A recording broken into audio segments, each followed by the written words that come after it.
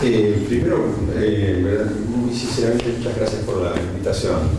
Primero, segundo, primero, no sé qué, felicitaciones también, porque me parece que a todos los que trabajaron, porque me parece que los resultados son resultados estupendos, el resultado de la exposición es sorprendente, en el doble mérito de la exposición misma, y de la puesta y del lugar,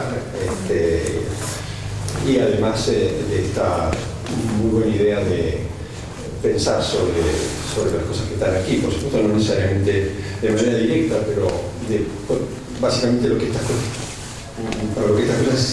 son importantes, que es provocar la discusión, provocar el intercambio. La verdad que sin exageración es un privilegio estar aquí.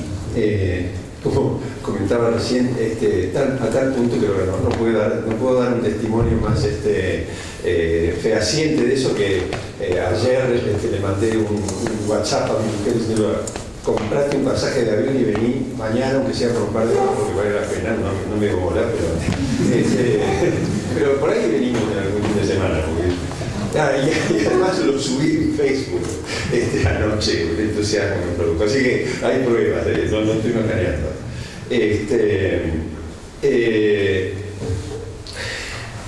Debo advertirles dos cosas. Una es respecto de la forma que voy a leer. Eso suele ser medio plomo, pero bueno, no lo podría hacer de otra manera. Y no lo podría hacer de otra manera porque en realidad es algo que yo escribí, y esa es la segunda cosa, que la escribí sobre la base de un trabajo que se inició hace 30 años. Como esta facultad. Claro, como esta facultad, hace 30 años, donde cuando fui a Alemania con el propósito de estudiar relaciones entre la cultura arquitectónica alemana y la cultura arquitectónica de América Latina. Y en sucesivas idas fui entendiendo un poco más y viendo, en años posteriores también, viendo otros temas, y lo que les voy a leer es producto de eso.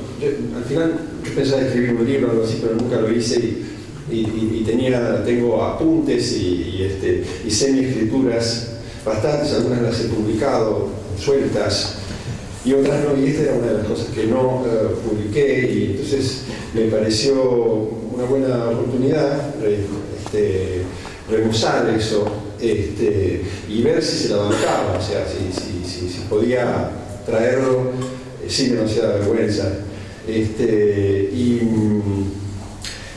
Creo que tendría que ser, es un trabajo que podría ajustarlo mucho, y seguramente hoy lo plantearía de manera diferente, pero aún así me parece que tiene algunas cosas que pueden llegar a ser interesantes. Porque algo que me sorprendió cuando hice ese estudio fue que efectivamente, a pesar de la distancia entre la digamos, historia alemana y incluso desde un punto de vista económico y el rol de Alemania en el mundo y todo eso, y nuestros países, había rasgos en común, y no necesariamente que hubiera rasgos en común quiere decir que hubiera habido o haya repeticiones, simplemente que había efectivamente algunas cosas en común, y me interesó entonces ver a partir de esas cosas en común, o de algo en común. Esto es, insisto, es un apunte, no es de ninguna manera abarcante, es sobre un aspecto nada más. Me pareció que también valía la pena destacar algunas diferencias, y de ahí quizás surgía algo. Así que se lo voy a leer. En su trabajo sobre el modernismo reaccionario en Alemania, Jeffrey Herf ha mostrado el modo en que en el seno del modernismo centroeuropeo se desarrollaron, especialmente a partir de la Primera Guerra Mundial, tendencias a una valoración positiva de los aspectos agresivos de la nueva técnica. Esto es, su indiferencia, su poder, su fuerza, su empuje, su dureza, etc. Tópicos que los segmentos futuristas de las vanguardias tradujeron en valores estéticos.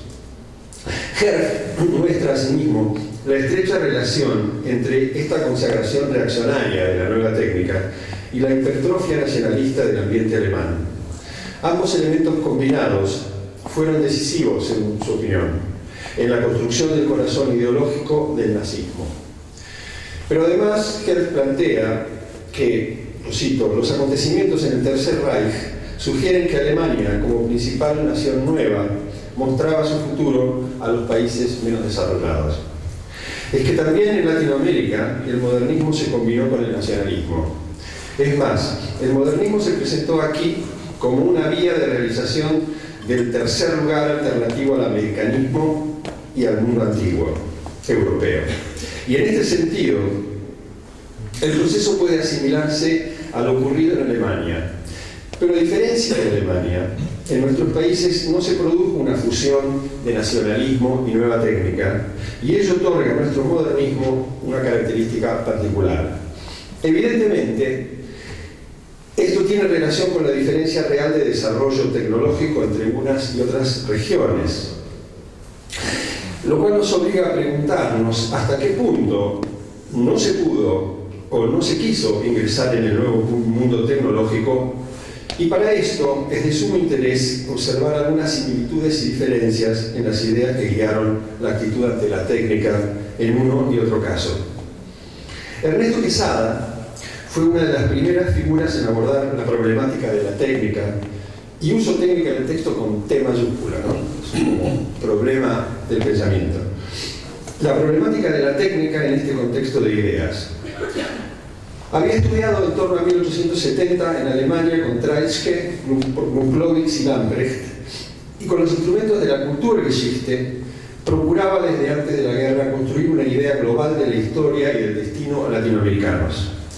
En el Congreso Literario Latinoamericano de 1882, América en su conjunto se presenta ya, para Quesada, como una suerte de nutriente caldero de la humanidad, de donde, en clave probablemente nietzscheana, hay que recordar que él era muy bien conocido en el círculo nietzscheano de Weimar, permitiría extraer los hijos del siglo que venía.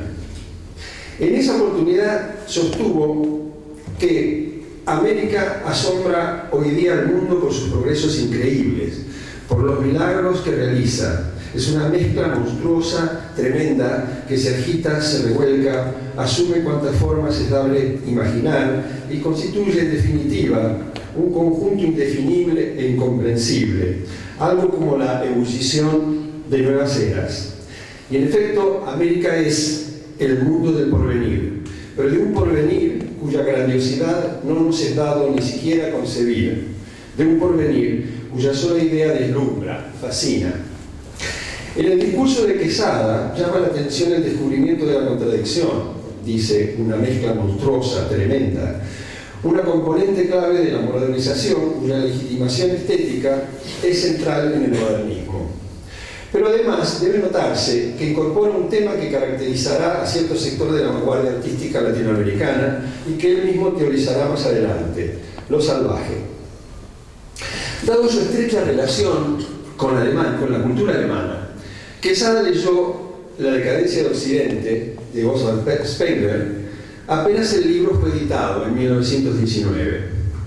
Su entusiasmo frente a las tesis allí expuestas fue tan grande que inmediatamente le escribió al autor una carta y recibió a vuelta de correo una sorprendida respuesta de quien hasta el momento era muy poco conocido, aún en su país. Desde entonces intelectuales, se estableció una estrechísima amistad hasta el final de sus días. Si bien Spengler no viajó a Argentina, Quesada solía encontrarse con él en sus viajes europeos, y después de su instalación en la Villa Ovidio, en Interlaken, en Suiza, la instalación de Quesada, Spengler fue su huésped en numerosas ocasiones. En 1921, el intelectual argentino dictó un curso sobre los conceptos de Spengler, que fue publicado más tarde en la Revista de Filosofía en Buenos Aires. Por sus relaciones con el grupo de la revista Nosotros, pero además por su tradición familiar, a cuyo círculo pertenecían, por ejemplo, Carlos Guido Hispano, Joaquín Víctor González y Rafael Obligado, pero también sin duda por la oportunidad que se manifestaron. Las ideas allí expresadas tuvieron un alcance inmediato mucho más allá de las fronteras de Argentina, en figuras significativas como Víctor Raúl Aya de la Torre, del Perú. Como es sabido, en la decadencia, en el libro, Spengler definía su sistema en el primer volumen titulado Gestalt und Wirklichkeit, configuración y realidad. Y en él se distinguía los dos principios opuestos que explicaban la realidad, el de la Gestalt y el de la ley. Para decirlo con sus palabras, el de la ley es el principio apropiado a los exactos, eso es lo que dice, embotantes procedimientos de la física moderna. La idea de Gestalt, por otro lado, opera en el ámbito de lo que se mueve y se transforma. Así, mientras el principio de la ley se articula según sistemas, el de la Gestalt lo hará de un modo orgánico. El modo sistemático había regido hasta entonces, sigo glosando a Spengler, y estaba en crisis, a punto de ser reemplazado por el modo orgánico.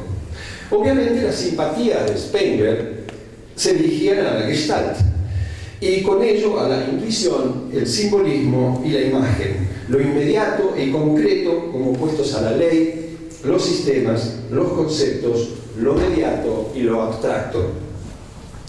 En reiteradas oportunidades, tanto en la decadencia como en El hombre y la técnica, Spengler hace referencia al Fausto de Goethe y especialmente a su segunda parte, en la que se define la caída final del personaje en manos de Mefistófeles, luego de haber completado un sueño breve de máximos poderes sobre la naturaleza.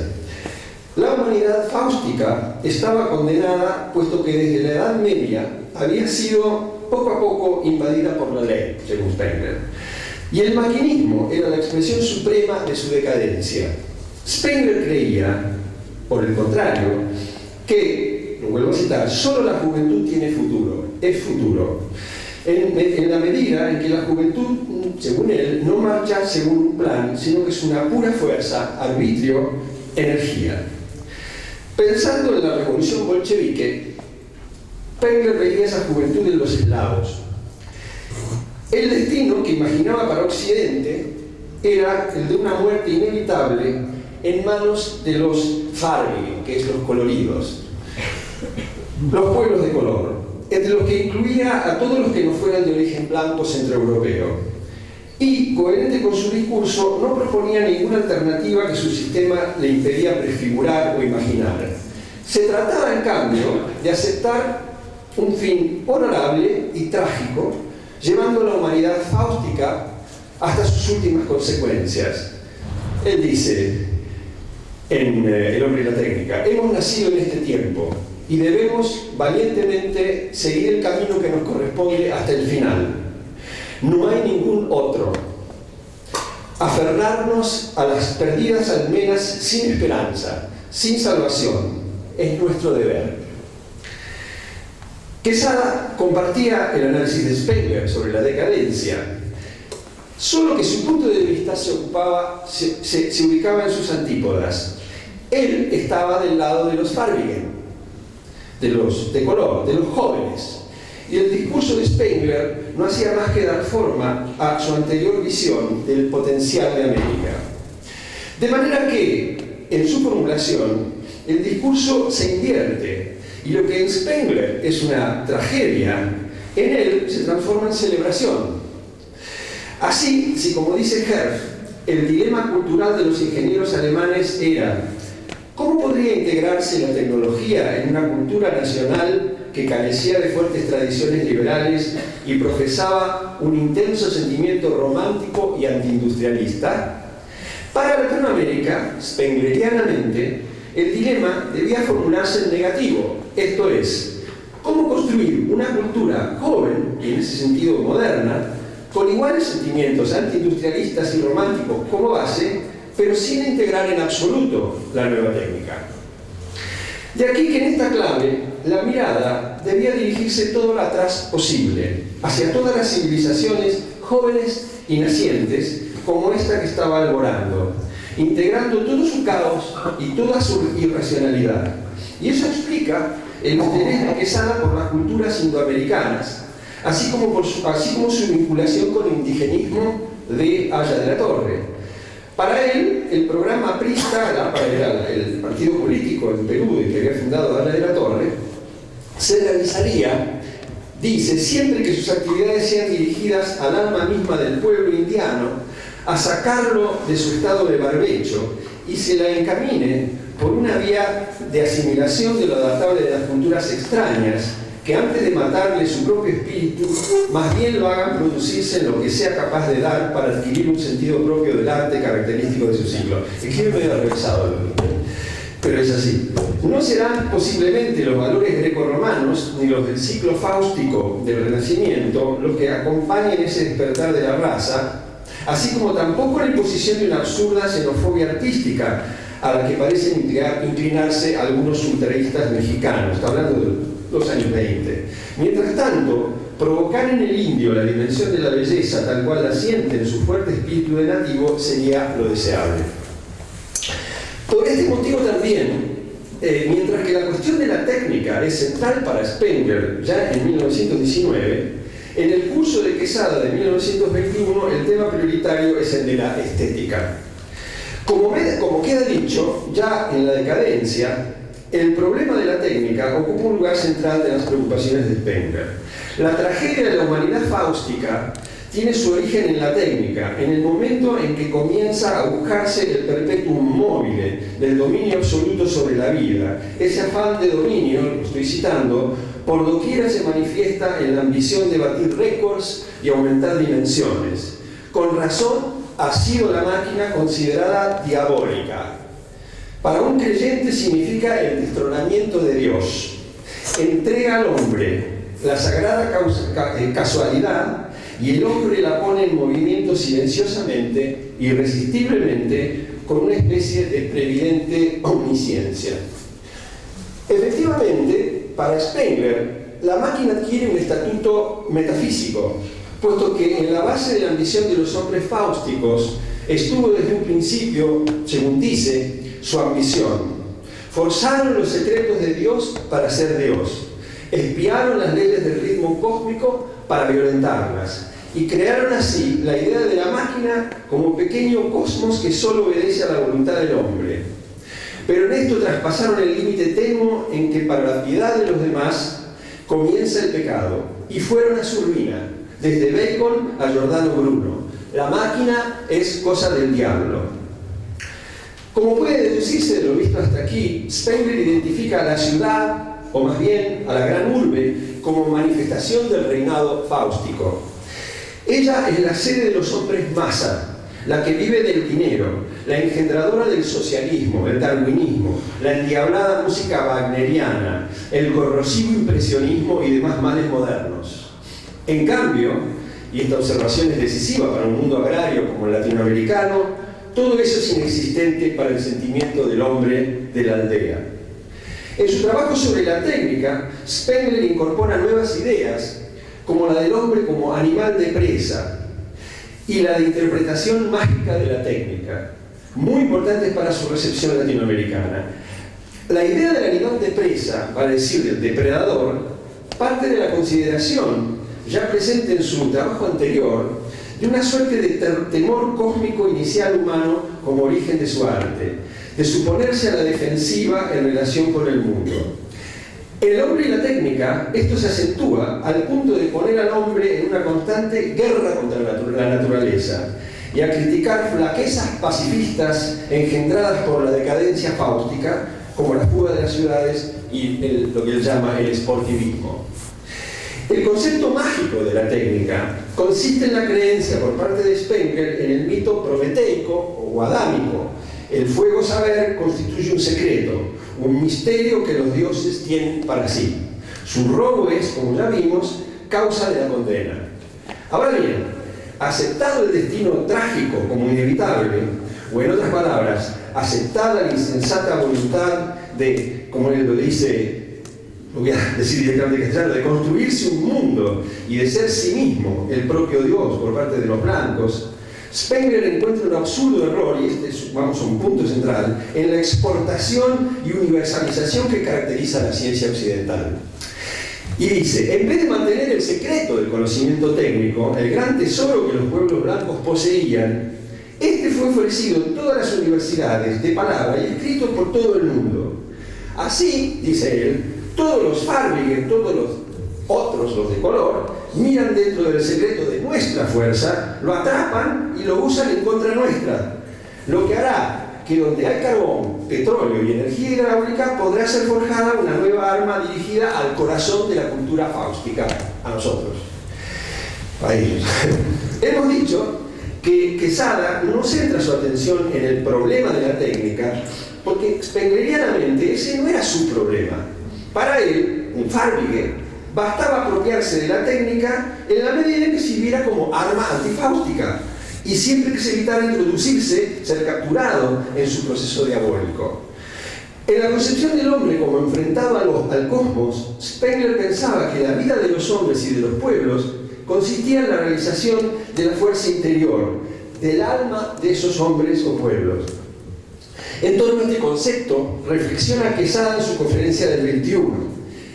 Es que sus preguntas, aunque no las formulara explícitamente, eran: ¿cuál era el alma de este pueblo joven que el nuevo ciclo cultural debía realizar? O, ¿cómo encontrar esa alma por una vía gestáltica, intuitiva y no deductiva y racional? Evitar esa vía parece ser lo que determina el silencio explícito de Quesada sobre un probable nuevo ciclo vital. Por otra parte, en el debate estético de principios de siglo, ocupaban un lugar central las ideas de Alois Riegel, que Spengler había sido discípulo directo de Riegel, que, basadas en la voluntad de representación schopenhaueriana, apuntaban al reconocimiento de la voluntad de forma que también nos explicó ayer Joaquín, como modo de superación de los determinismos materialistas de cuño positivista, que también se señaló ayer. Para todos aquellos que en una región como América Latina buscaban independizarse de los cánones clasicistas, la construcción de Riegel adquiría una importancia decisiva. En su conferencia, Quesada presenta los tres ciclos que anuncia en el título del evento: el apolíneo, el mágico y el fáustico. Y se preocupa particularmente de caracterizar los distintos conceptos de espacio que los tres ciclos diferencian. Dominante el volumen en el primero, el plano en el segundo y el espacio en el tercero. En realidad, Quesada se ocupa en general con poco entusiasmo del ciclo mágico egipcio y resalta en cambio las oposiciones entre el ciclo apolíneo y el fáustico. Puede verse además que, habiendo tomado posición adversa al ciclo fáustico, se identifican con él valores generalmente negativos como la disolución, la oscuridad, la confusión o la soledad, mientras que sus opuestos positivos se ubican en el lado apolíneo de la oposición. A la descripción de los tres ciclos, Quesada añade las tres fases: joven, madura y vieja o decadente, en que cada uno se subdivide. También aquí es a las fases madura y decadente a las que Quesada atribuye un valor implícitamente negativo. Por ejemplo, en un momento agrega de su propio cuño a los casos presentados por Spengler, el de la cultura tiahuanaco, sosteniendo que sus obras más grandiosas pertenecen al primer periodo. Pasado este periodo juvenil, el de la fuerza, la edad madura de una cultura ya no es capaz de obras gigantescas. La Acrópolis, el Castillo de Versalles, la Alhambra, son obras de un sentimiento artístico refinado, pero demasiado humano, y por lo tanto pequeño. No por casualidad, Quesada sigue también con simpatía los acontecimientos mexicanos, la Revolución. Para él, la política cultural mexicana, por ejemplo en la intervención doctrinaria del general Calles y sus amigos, citándolo, tiende a levantar de su apatía a la raza indígena. La misma revolución última boliviana, sigo citándolo, ha declarado que la política indiana mexicana debía ser considerada como orientación continental. La conciencia de la necesidad de la incorporación de los indios a la construcción del Nuevo México constituía, como es sabido, un tema central de la revolución. Y José Vasconcelos, el gran líder cultural de la primera etapa de la consolidación institucional obregonista, es quien precisamente da forma más acabada a varios conceptos que en el discurso de Quesada solo aparecían como intuiciones o líneas de tendencia. En relación con el discurso de Spengler, también Vasconcelos toma el lugar de los Arvigen, pero distanciándose del optimismo de la interpretación de Quesada. La gran mezcla alternativa para Vasconcelos no está en acto, ni mucho menos lo estaba durante el periodo anterior, el periodo de Porfirio Díaz. Se trata de una tarea que hay que llevar a cabo. Vasconcelos emplea la oposición tenesiana entre cultura y civilización para separarse del modelo de modernización americanista y positivista, de modo de poder incorporar a su propio modelo de transformación los valores positivos de la historia colonial y del pasado indígena en una estrategia de amalgama que trata de superar las traumáticas divisiones políticas y sociales luego de una década de movimiento revolucionario. Estamos hablando de la Revolución Mexicana entre 1911 y 1921, aproximadamente en 1922, 23, 24. Esos son los años de esta reflexión vasconceliana. Todos nuestros antecedentes, escriben, nos inclinan a preferir el esfuerzo de la cultura sobre el esfuerzo simplemente civilizador. Empleando categorías similares a las de Spengler, a las que Spengler usa para oponer ley y Gestalt, Vasconcelos sostiene que una civilización es una técnica y una cultura es, en cambio, un florecer colectivo. La civilización es cosa del cuerpo y de su poder sobre las cosas.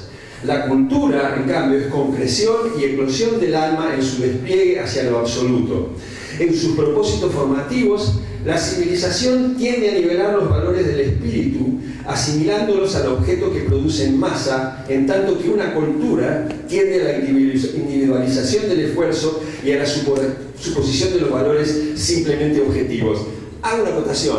Hay que pensar que José Vasconcelos era ministro de Cultura y que estaba en acto la construcción concreta de la Revolución Mexicana.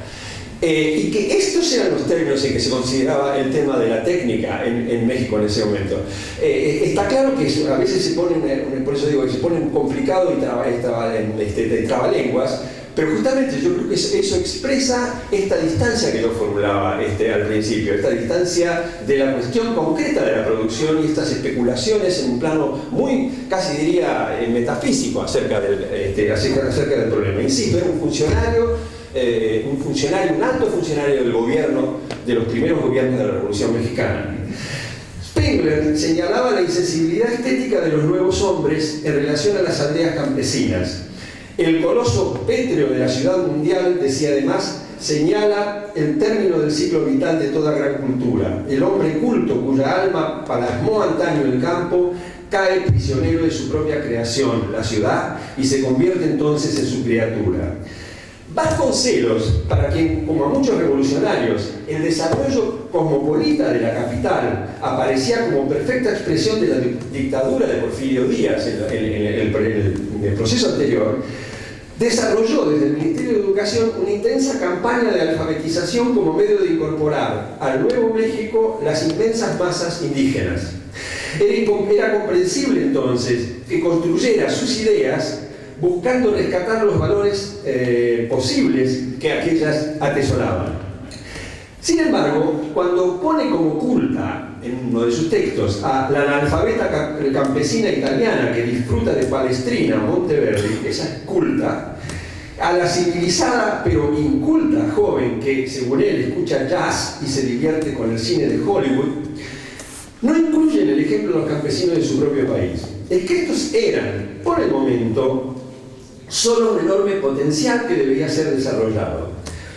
Polemizando con Kaiserling, filósofo alemán importante que vino a América Latina, que tuvo grandes, que escribió sobre América Latina, acerca del concepto de la ausencia de lo que él llamaba gana, que Kaiser le atribuía a las poblaciones latinoamericanas, Vasconcelos admitía la falta de disposición al trabajo de las masas indígenas contemporáneas, pero justificándolo por dos motivos que no siempre presentan forma simultánea. Por un lado, las circunstancias físicas de México; por otro, sus diversas circunstancias históricas.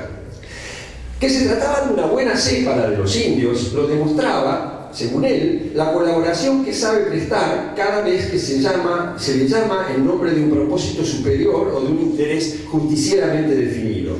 Con operarios indígenas que trabajaron de sol a sol y con el alma puesta en la tarea, levantaron los españoles toda esa arquitectura plateresca, barroca, que ilustra al Nuevo Mundo desde México a Quito y que es superior a todo lo construido por la misma época en Europa y Norteamérica. En cuanto a los factores históricos de la falta de energía transformadora, a veces nos atribuye a que se está aún, según él, bajo la impresión de la derrota española, o que se trata de una actitud de resistencia a la opresión de los blancos, en otras oportunidades a la interrupción del proceso de mestizaje, o también al estado incipiente natural de esa raza nueva, como cuando escribe que, dice, atraviesa aquel estado pavoroso, pero lleno de misterio y de promesas que tienen que recorrer en biología todos los casos nuevos de la vida. En cuanto a los factores físicos de la aparente debilidad mestiza, escribe, y esto es muy importante en relación con la técnica: una mitad de la población mexicana está en la meseta atacada de altiplanitis. Es algo así como apunamiento, diríamos, ¿no? Un quinto está en la frontera vigorosa pero desquiciada del yanquismo postizo, y el resto en el trópico, padeciendo de fiebres palúdicas. Dos enfermedades del cuerpo, altiplanitis y paludismo, y una enfermedad del alma, metodismo de exportación. He aquí las tres plagas que mantienen la letargia que hace un siglo atormenta a la nación mexicana. Para poder construir un programa de transformación, salvando los obstáculos señalados, Vasconcelos propone dos movimientos que deben ser simultáneos: definir una finalidad espiritual para revertir el espíritu de derrota y emplear la técnica para corregir obstáculos físicos. Pero la clave teórica consistía en invertir absolutamente el razonamiento positivista y transformar lo que es una marca de debilidad y inferioridad, el mestizaje, en un objetivo supremo. Para esto, Vasconcelos parte de intuiciones, como cuando, luego de poner de relieve el relativismo científico moderno en relación con el determinismo positivista, se pregunta: ¿qué importa que el materialismo spenceriano nos tuviese condenados, si hoy resulta que podemos juzgarnos como una especie de reserva de la humanidad, como una promesa de futuro que sobrepujará todo tiempo anterior? Y ante las evidentes dudas que lo asaltan acerca de la escasa razonabilidad de su propuesta, escribe: se nos ha negado la especie, se nos ha solido condenar en nombre de pequeñas y discutibles conclusiones de laboratorio. Tiempo es ya de que proclamemos nosotros también nuestra teoría. Si nada nos da el laboratorio, extraigamos del aire las fuerzas de nuestra salvación. De este modo, la finalidad espiritual que habrá de sacar de su letargo a esta población mestiza, no solo mexicana sino latinoamericana, será la consecución de la raza supermestiza, la quinta raza, la raza final. Para eso traza, en su libro más famoso, La raza cósmica, una construcción histórica que presuntamente prueba que la humanidad comenzó en América, y en América, más precisamente en el trópico, en Amazonia, culminará su proceso alcanzando el quinto periodo de sus tipos de gobierno y el tercer estado, el estético, de su desarrollo, siguiendo estos esquemas que vienen de Spengler, ¿no? En notable semejanza con el análisis de Spengler, Vasconcelos considera que el primer estado fue respuesta a la necesidad, regido por la fuerza, siendo seguido por un segundo al que llama legal, el contemporáneo, antes de alcanzar la fase final futura en la que habrá, según él, en vez de reglas, inspiración constante. Y no se buscará el mérito de la acción en su resultado inmediato y palpable, como ocurre en este periodo, ni tampoco se atenderá a que se adapte a determinadas reglas de razón pura. El imperativo ético será sobrepujado, y más allá del bien y del mal, en el mundo del patos estético, solo importará que el acto, por ser bello, produzca dicha. Pero no se trata solo de voluntad. Fundada la teoría de la superioridad de la raza mezcla, en este caso, de la que se ocupa en buena parte de sus trabajos, Vasconcelos demuestra la crisis contemporánea de los blancos, y especialmente de los Estados Unidos y de los sajones, por su resistencia a la mezcla. La cultura latinoamericana radica precisamente en haberse construido en la mezcla, realizando su futuro en clave cristiana, esto es, ecuménica. Todos, orgánicamente, tendrán cabida en esa gran mezcla universal. Él dice, en una manera muy bonita, muy infusión, el hombre rojo que supo tanto, el negro ávido de dicha sensual, el mogol que descubre no sé qué pliegues y dimensiones nuevas, la mente clara del blanco, las melancolías del árabe, el judío, el hindú. A su vez, el esteticismo del tercer estado, en clave cristiana, expresada en la búsqueda de la dicha desde la bondad, es la finalidad última que permite la unión en términos de amalgama y no de mosaico. Este importante aspecto de su pensamiento queda claro cuando distingue Babilonias y metrópolis. Llamamos metrópolis, escribe, a una urbe que reúne valores humanos, los clasifica, los recrea, dándoles el tono y los expande. Por contraste, llamamos Babilonia a la simple aglomeración humana sin cohesión ni ritual ni espiritual significado. Una metrópolis es una ciudad que, así llegue a contar los habitantes por millones, tiene todavía expedito el espacio de la plaza pública, el foro abierto donde se ventilan sus propios asuntos y, cuando es oportuno, también los asuntos del mundo. La concurrencia de razas y lenguas diversas contribuye a la confusión babilónica de los primeros días de la primera que osó levantar torre tan alta como el cielo. La cuestión de la técnica es, en principio, una consecuencia de este modo de plantear el problema. Esto es, para solucionar el obstáculo físico, Vasconcelos propone actuar en tanto Farbingen, es decir, planteándose la apropiación del secreto del que alerta Spengler, lo que a su vez será facilitado por la integración orgánica, como él dice, de la mente clara del blanco en el estado final del desarrollo de la humanidad. Este programa queda claro en varias oportunidades. En La raza cósmica, por ejemplo, sostiene: la nueva raza comenzará a cumplir su destino a medida que se inventen los nuevos medios de combatir el calor en lo que tiene de hostil para el hombre, pero dejándole todo su poderío benéfico para la producción de la vida. La ruda lucha contra el medio obligó al blanco a dedicar sus aptitudes a la conquista de la naturaleza temporal. Y esto precisamente constituye el aporte del blanco a la civilización del futuro. El blanco enseñó el dominio de lo material. Estamos exactamente en los términos de Spengler. La ciencia de los blancos invertirá alguna vez los métodos que empleó para alcanzar el dominio del fuego y aprovechará nieves condensadas o corrientes de electroquímica o gases de magia sutil para destruir moscas y alimañas, para disipar el bochorno y la fiebre. Entonces la humanidad entera se derramará sobre el trópico. Los blancos intentarán al principio aprovechar sus inventos en beneficio propio, pero como la ciencia ya no es esotérica, no será fácil que lo logren. Independientemente de que admitir la técnica como fenómeno de importación acarreara una grave carencia para el desarrollo real de la sociedad mexicana, esto no constituye una debilidad en el sistema teórico de Vasconcelos. En la idea de la integración de todas las razas subyacía la suposición de ciertas características o destinos dominantes para cada una de ellas. Por eso podrá afirmar que el secreto de las culturas está en el aprovechamiento adecuado de cada temperamento en su afición y en su aptitud. Así, dice, un futuro estado ilustrado pondría al indio a dibujar y al rubio a producir por sistema.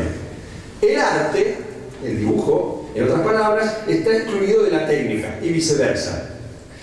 Se trata de una conclusión que se refuerza cuando se observan los 5 tipos o fases históricas de gobierno que Vasconcelos imagina. Definiéndolas por sus tareas, estas son: defenderse de la agresión, defenderse de la arbitrariedad personal, aplicarse a hacer producir la tierra en grande y adiestrar el alma para que siga ascendiendo. Son los ingenieros quienes gobernarán la 4ª fase, mientras la última, coincidente con el estado estético, no requerirá de un gobierno de especialistas. Es necesario pensar las decisivas consecuencias que esta división fatalista supone como justificación del estado de cosas presente, o en todo caso como imposibilidad, a menos que se compartan las grandiosas metas de Vasconcelos, de pensar una alternativa real de incorporación de los nuevos problemas que la modernización estaba planteando.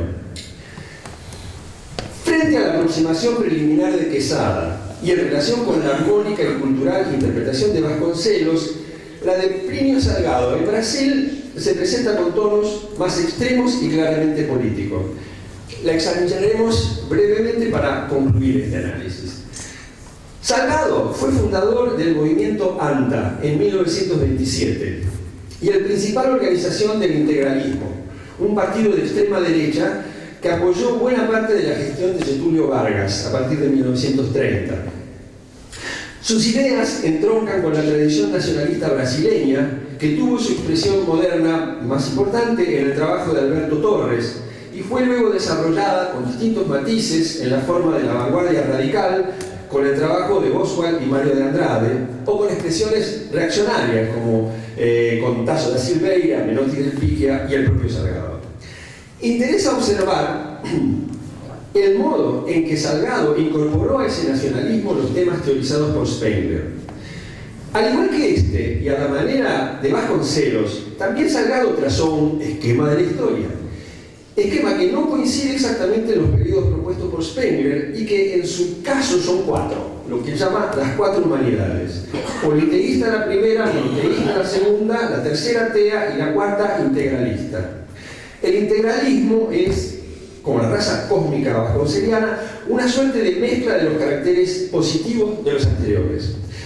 Para Salgado, lo cito, la máquina moderna, creación del hombre, para ayudar al hombre, se convierte en su competidora. Y aquí un telar, una locomotora, una rotativa, un motor, una calculadora metálica. ¿Qué seres extraños? Parece que piensan, que razonan, que responden en un idioma que no es de palabras, sino de acción. La máquina es una entidad que tiene sobre el hombre la ventaja de no hacer huelga, de no tener el corazón para el amor ni boca para hablar. Y tratándose de mercancías similares, la máquina y el trabajo de los hombres, tan similares que la economía clásica los somete a las mismas leyes de la oferta y la demanda, son siempre preferibles porque molestan menos, las máquinas, y producen mejor y más barato. En consecuencia, el monstruo de acero ganó más de la igualdad a la superioridad social sobre el hombre. La máquina no tiene padres ni genera niños, no alimenta aspiraciones, no cultiva los prejuicios. Por lo tanto, es mucho más conveniente al capitalismo universal. Pero Salgado no, por supuesto que lo decía en oposición a esto, ¿no? Pero Salgado no rechazaba la máquina, sino que acusaba a la sociedad liberal y capitalista de ser el producto de su dominación. Según su lectura, la debilidad occidental fáustica residía en la pérdida de impulso vital de la que la propia máquina, volviéndose contra él, es responsable. En ese sentido, también él se identificaba en el polo del Farbe, del joven negro, y asumía desde allí una suerte de batalla por el dominio de esa máquina, basándose en la fuerza vital, salvaje y virgen del Brasil. Solo desde ahí el espíritu podía ser señor de la materia para servirse de ella. De ese modo, el suyo era un paisaje compuesto en el que las distintas realidades, técnica y pretécnica, coexistían, creando el perfil identitario de Brasil. Dice, aquella madrugada, con locomotoras y automóviles atravesando la selva virgen, arados mordiendo la tierra inviolada, hachas arrancando las matas del sertón. Esta intensidad de vida que atruena en las metrópolis con silbidos y explosiones y se va atenuando a través de la provincia, en las máquinas de moler café o en los ingenios de caña hasta extinguirse en las colinas y mesetas, no surgiera un ritmo diferente, inédito del mundo, no surgiera una palabra inédita. Paradójicamente es el propio desarrollo técnico de los blancos y su lógica la que permite alumbrar un futuro integral para el Brasil. En cierta forma, las tareas solo consisten, para Salgado, en preservar el espíritu salvaje y esperar. Lo segundo, para que madure el proceso de debilitamiento, que la atea y maquinista tercera humanidad cierre su ciclo y se desarrolle el progreso técnico cada vez más asombroso, que gracias a la electricidad será el gran fraternizador de los pueblos. Así, también el integralismo se colocaba en una posición pasiva en relación con la revolución tecnológica modernista, y solo se reservaba como tarea activa la primera, esto es, la de preservar la pureza y energía del negro joven.